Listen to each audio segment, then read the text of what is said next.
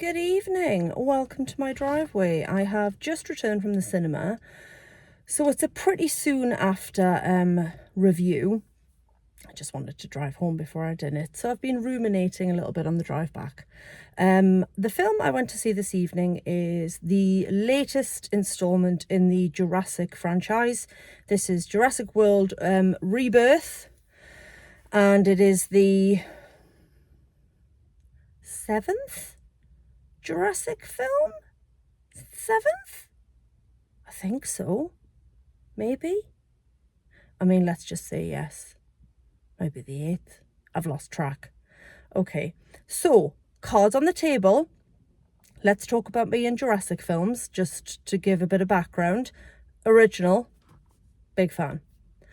Probably one of my best cinema experiences ever. Jurassic Park, the OG, came out in the summer, in the UK, in the summer of 1993. That was the summer that I left primary school. So it was the summer that was between me leaving year 6 and entering year 7. Big summer. Big deal.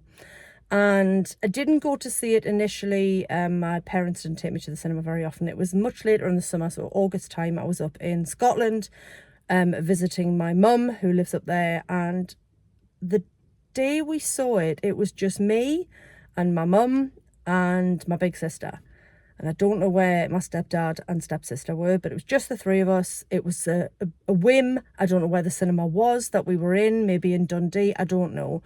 But in we went, and it was one of the best cinema experiences of my life, because it is one of the best films ever. Is it? Yeah, come on. Spielberg, Sam Neill, dinosaurs, Jeff Goldblum, John Williams music, what's his face?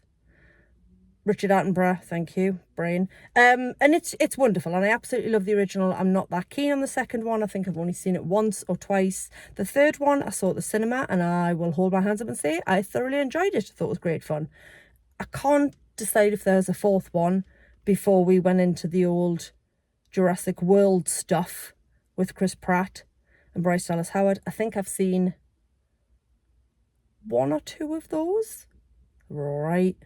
Definitely didn't see Dominion, and that was the most recent one. So this one is set 5 years after Dominion, and it is a kind of new story. The plot revolves around a very wealthy man who owns a pharmaceutical company. You know, big drug, big med, big money. And he is trying to develop a drug that will cure heart disease, or will prolong the life of those suffering with heart disease. It's a big deal. But to make this drug, obviously, he needs dinosaur DNA. Of course he does. Now, in the time where the film is set, which is kind of, how many years on are we? I might have to do this maths on 93, 95, 20, so 30.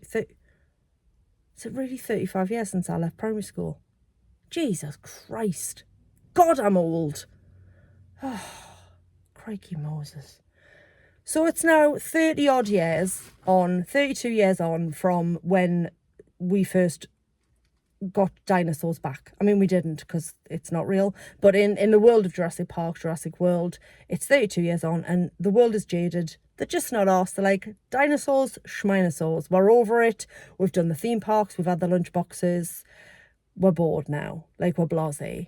So dinosaurs very much not a big deal, which is mad, because they're dinosaurs. How can you not be excited? But in a certain collection of islands around the equator, dinosaurs are still living and surviving. Any that have been farmed out to zoos and kept sort of for the public to quote unquote enjoy are starting to get ill and die. But there are still some that live in particular islands. Obviously, these islands are off limits to humans. In the very beginning of the film, we see a lab where they're experimenting and making weird hybrid dinosaurs and all that sort of stuff, you know, things that you shouldn't do. And we see that go horribly wrong. But this guy, this big money, big drug med guy, I can't remember the character's name. He wants to do this drug, and he needs dinosaur DNA. And to do that, he needs somebody to get him safely to the island, and that is where Scarlett Johansson's character comes in. Now, Scarlett Johansson is the absolute dog's ding dongs in this film. In fact, she is that in most films she's in. As an action star, as a female action star, I don't think there are many who can rival her. This woman is nails. She's played, obviously, Black Widow for years. She's got really good, acting chops as well, starting out with much more serious stuff, doing things like Lost in Translation. Like, we know she can act. We know she can hold her own. As an action star, we know that she can go toe-to-toe with the bigger boys and hold her own. She's just brilliant in this role. She's a really believable mercenary. She's strong, she knows her stuff, she's no nonsense, but she's not like a cartoon character of a strong woman. She just is. She's just cool and gets it done. So there's her. They need to take a dinosaur expert. Enter, please, Jonathan Bailey as Dr. Henry Loomis. He is a dinosaur enthusiast, I guess a paleontologist. His workplace, his exhibition that he's been looking after for years has been shut down because nobody cares anymore. Nobody's coming to see dinosaurs. And he wants to obviously be able to see them alive and well and living their lives. So he goes along, and then you've got the crew who are going to sort of charter the boat and so on, led by Mahershala Ali as Duncan Kincaid is his character's name. He's cool. I like that guy a lot. Again, can do big, hefty acting stuff like Green Book and other things. And then he can do really silly action stuff like this. The movie works and is entertaining because it's got strong leads. Like Scarlett Johansson, Jonathan Bailey, Mahershala Ali as the three central characters, if you like, along with the drug money guy, Doctor. What the heck was his name? I genuinely can't remember. But that dude, the guy who sort of spearheaded the whole trip, they're really captivating. And dinosaurs. I will genuinely never tire of seeing dinosaurs on screen because it's fun.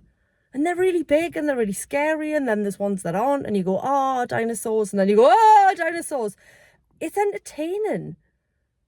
And this is the most entertained I've been by any sort of Jurassic franchise film for a really long time, because I couldn't really be faffed with the Chris Pratt stuff. Not a fan, particularly, of those ones.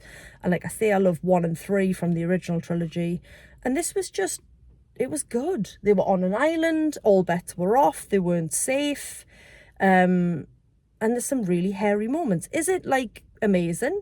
No. But is it really entertaining? Yeah, it is. And I liked it a lot. And the John Williams music will always give me goosebumps because it's beautiful. And dinosaurs and Jonathan Bailey. Now, I'm not obsessed with Jonathan Bailey like the rest of the world seems to be, but he's very entertaining and wonderful. There's a side plot with some other characters that I won't go into because it would spoil part of the plot, and part of me questioned what the point was of that separate storyline, but I kind of get it. I think you need to have more than one set of characters to follow on the island, otherwise you'd just be with those people the whole time. There's a mention of Dr. Alan Grant, which is of course the character that Sam Neill played, so I enjoyed that.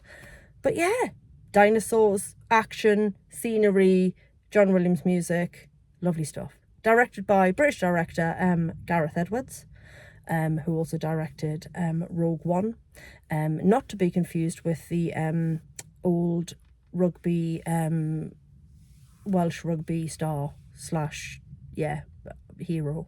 I think he's a Sir, actually. Sir Gareth Edwards, the rugby union star, is not to be confused with Gareth Edwards, the film director from Nuneaton. I'm glad I've cleared that up, just in case anybody was wondering. That's it. Jurassic World. If you like dinosaurs and popcorn films and being entertained and a little bit scared, give it a watch. That's it from me. Thanks for watching. Katie out.